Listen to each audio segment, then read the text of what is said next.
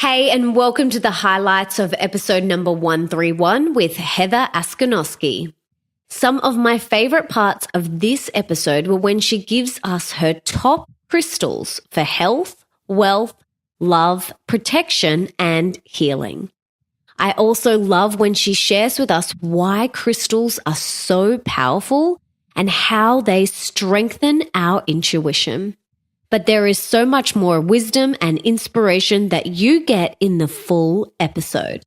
So, to listen to the full podcast and get all the info in the show notes, head on over to melissaambrosini.com/131 right now. You have a pretty epic story on how you got to where you are today. So, can you please take us back and share with us your journey and how you got to where you are today doing the work that you do now?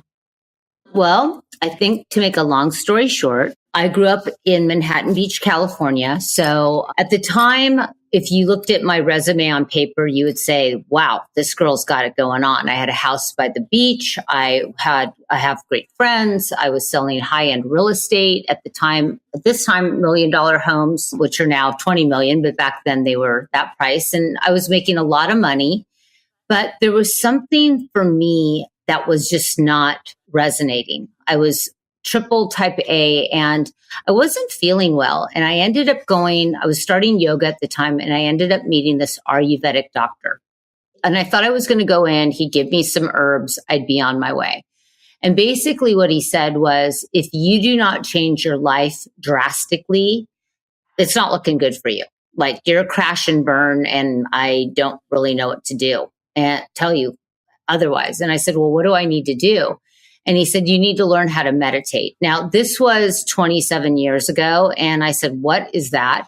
And he said, he went into what it was. And that night, my friend had called me and told me about this class, Transcendental Meditation, that was being held in Canada. And it was a panchakarma. And you went and learned how to transcendental meditate, and it was for a week. And I'm a Scorpio. And so for me, I was like, you know what? I got to make a change. I booked a flight. I was there the following week, and I was in the middle of nowhere. I learned how to meditate. I was in silence. I felt like my fingers were on a chalkboard. The first 3 days were horrific. I'm not going to kid you. And then after that, I felt like I started to break open. And when I came back, I was changed. And so this high-powered career and all the things that I was doing at the time just didn't feel as if it was who I was. And one day I stumbled upon a crystal store, and it was more of a store that had, candles and books. It wasn't like a crystal store as they are now. But I walked in and I saw this really pretty purple stone, and I asked the person about it. And they said, hey, this is amethyst. It comes from Brazil. And she put it in my hand. And I just fell in love with the energy of this crystal, of what it looked like. And I bought it. And really that started my journey. I think it was a couple different things happened at once. I ended up quitting selling real estate. I ended up traveling to different parts of the world and studying with indigenous healers and shamans, and basically anyone that I could get my hands on who could share with me verbal information to help me transform. And I think my lifetime, or this lifetime, or what I'm here to help people, is that I'm a seeker of truth. I really am looking for answers, and I'm very much about time efficiency, and I want to find the things that make the most use of time in a small amount of time. And for me, crystals worked because it was energy, and I couldn't understand what energy was on it. It was invisible. I couldn't put my head into it, but it was something physically I could hold on to. So it brought these two worlds together, and that started a whole new life for me 27 years ago. And then what happened from there? From there, I ended up going on a journey of self-discovery. And I have to say, some of the parts were amazing and some of the parts were not as amazing. But during that time, I ended up meeting my husband. I got married. I was doing Feng Shui professionally for people.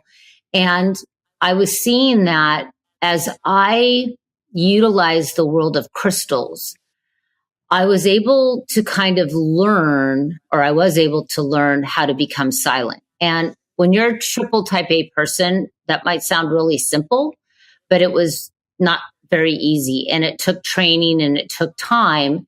And even doing this 27 years later as being a business owner and a wife and a mom and all that, I still have to go back to those original tools and reground myself in it, because it's easy to get into the spin.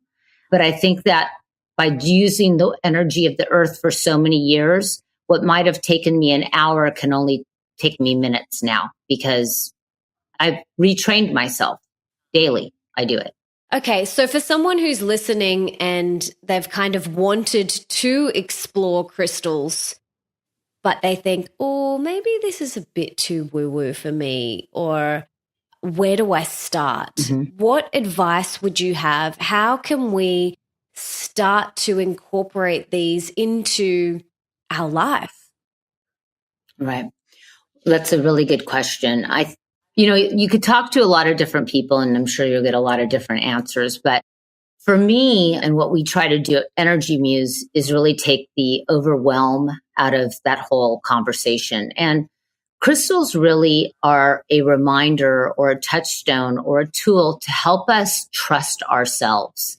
So if you've never touched a crystal in your life, or you're like, oh gosh, going to a crystal store and all the choices is just so much, what we need to remember is that just start with what is pretty, or what color you like, or what feels good in your hand, and trust yourself enough to know that what you have is exactly where you're supposed to be at that moment.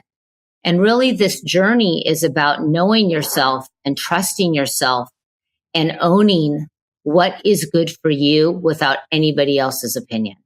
So does it matter where we get them from? Because energy is so important, like obviously getting them from a pure source, and the energy and the intention by the person behind the person who, was selling them in the shop or who got them. That's obviously really important, isn't it? It is really important, and more so than ever. Obviously, I've been doing this with my business partner, Timmy, for 18 years. And, we're now asking the question of, where are these being mined? How are they being mined? Once again, with many industries, there's many, many layers, and there's still work to do in the mining industry with crystals.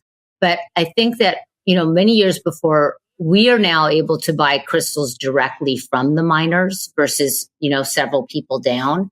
And so knowing the people and knowing the hands that touch it, but it's so important. And this is, I hope, a big secret or a big aha moment, but you must cleanse your crystals, because even with, Energy Muse, say we get it from our miner. Well, several hands touch it before we even get it. So it has to be cleansed and re-energized. So everything that comes out of our facility has been purified and cleansed. Mantras and sound and a whole bunch of process goes into purifying the crystal. Once you've done that, you want to give your crystal a job. You want to hold it in your hands. It's very simple to do. And you want to hold it and say, I programmed this crystal for, and whatever that is. For many people, it's balance or love or health or harmony or a better night's sleep. You want to give your crystals a job, and so that they hold the intention when you forget to hold it for yourself. Can you share some stories about how people have used crystals to manifest more health, wealth, love in their life? Like, can you share some of your clients' stories, some really amazing ones with us? Okay. I have some really amazing stories. And one's a very recent story. And I have to say, I was so amazed by it myself. So on our Instagram, recently, we shared a very simple technique for people that follow Energy Muse. And we said, put one citrine tumbled stone that you program to attract money, or say, I am a money magnet, I'm a money magnet 8 times. Put that one tumbled stone citrine in your wallet and just keep it there. We had I think over 35,000 people watched that video within like a very short amount of time. But comments, and you could see this on our Instagram, people saying, I did it. Things are happening. I mean, people are getting results on one simple thing that took less than 1 minute to do and with one stone. And it's kind of, for even me doing this for so many years, it was cool to see how that spread and how the story spread and how the success rate of one crystal created so many amazing stories for people. So that's a simple trick right now that anyone could do. If you have even if you have a citrine at home, cleanse it, program it, and put it in your wallet and see what happens, or carry it in your purse. So that's a big one. Another one I want to share, because these are simple things that if you've never worked with crystals before and you want to start, you could do today, and you could probably see results within 24 hours. So I want to get you guys up and running.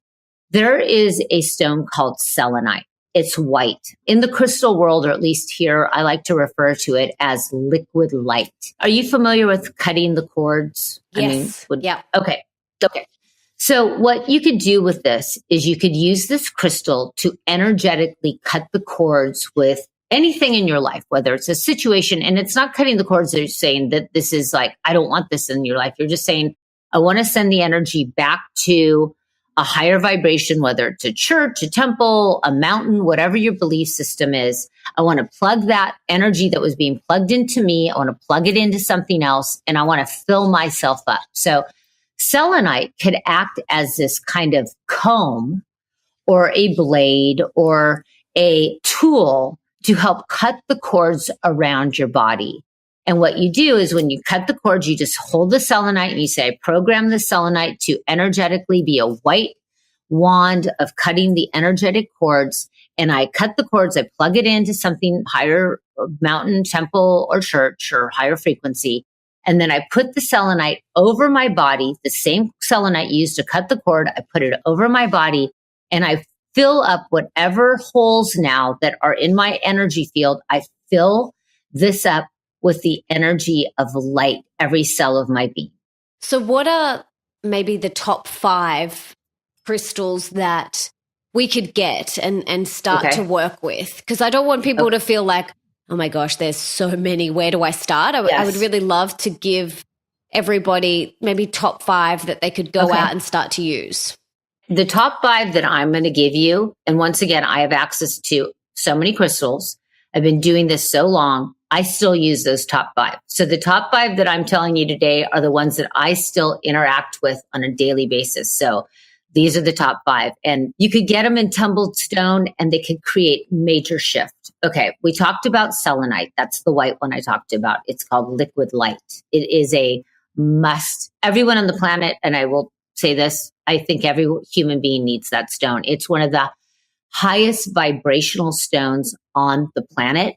If you are more scientifically minded and want some more data and research, NASA did a National Geographic 1-hour documentary. Please, it's on this mine in New Mexico where they went in and found 3 miles into the earth this stone. And even science was like, what is going on? So for you science lovers out there, please go get it. Another one is called shungite. This is for your more science-minded people. It's being touted as the miracle molecule of the 21st century. Please do your research. Go online, go to Energy Muse, look up. We have a ton of research and information on this. It's found in one place in the earth in Russia. The molecular structure of this crystal is amazing. It's pretty much 100% carbon.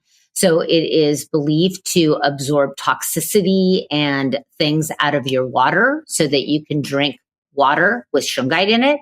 Once again, look at the research in the hospitals that are using it in Russia. Top favorite stone, rose quartz. It's a pink stone. What I love about these stones, even if you don't know a thing about it, just by looking at it, it kind of tells you what it does. This one is pink. It looks like love. It's a stone that you could put in your bra, ladies, a little tumbled stone in your bra, wear it around. It helps to open your heart. Citrine, I already mentioned as a money attractor. This one is something you could put in your purse. The other one I really, really like lately that I'm personally working with a lot is blue lace agate.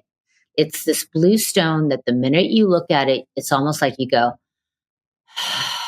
you just start taking a deep breath. It helps with anxiety. It helps with meditation. It helps with reminding yourself to breathe. And that is another really, really powerful one. And I'm going to add one more. I know we're only doing 5, but clear quartz. That's all about clarity, being crystal clear. And in my opinion, being crystal clear is the new superpower. I wanted to ask you, what is a good crystal for protection? Because I know a lot of people listening and probably have people in their lives that may be energy vampires, or maybe they have to have a more challenging conversation with someone. What is a crystal that we could have in our pocket to help us feel protected from other people's energy? Black tourmaline.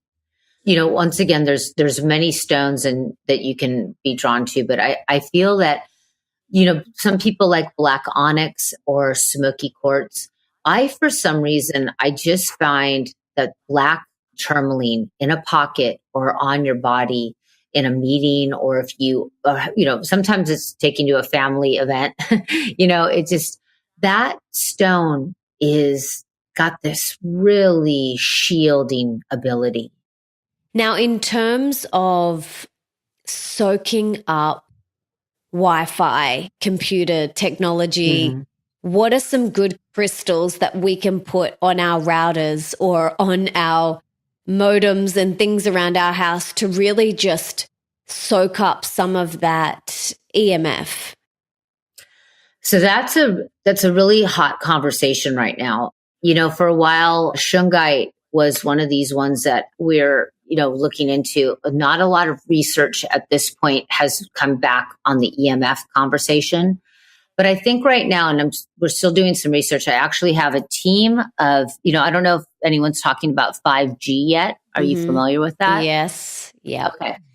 So, that's a really big conversation, at least in my world. So I have about 10 people coming over to my house next month that are going to do a full EMF analysis on the 5G conversation. And I'm going to also have a whole bunch of crystals laid out and do some major testing from one standpoint with all the meters. But I think right now, in the crystal world, I'm really liking the shungite, although that doesn't have a lot of scientific backing on it. I am liking the black tourmalines, but this is what I'm going to say to everyone. When you're doing it in that regard, in a crystal regard, I really think you have to cleanse and put these things outside more often. Because if they're under the computers or next to the phones or on your, outside on your, routers and things like that, they're absorbing and soaking this in, and they can only hold so much. Totally. So you got to get them outside. And I think that that's one thing that we have to be cognizant is. And once again, I don't want to say that working with this is kind of a job, but once going back to that core word of interaction, you got to kind of stay on it. But this is this energetic medicine. So if we are using these black or these stones, and I love the carbon aspect of the shungite, maybe on a weekly basis when you're, doing, a weekly house cleaning, that's part of it, where you get your stones, you go get them outside in the sun, you recharge them so that they could suck up the energy again, because they could only hold so much.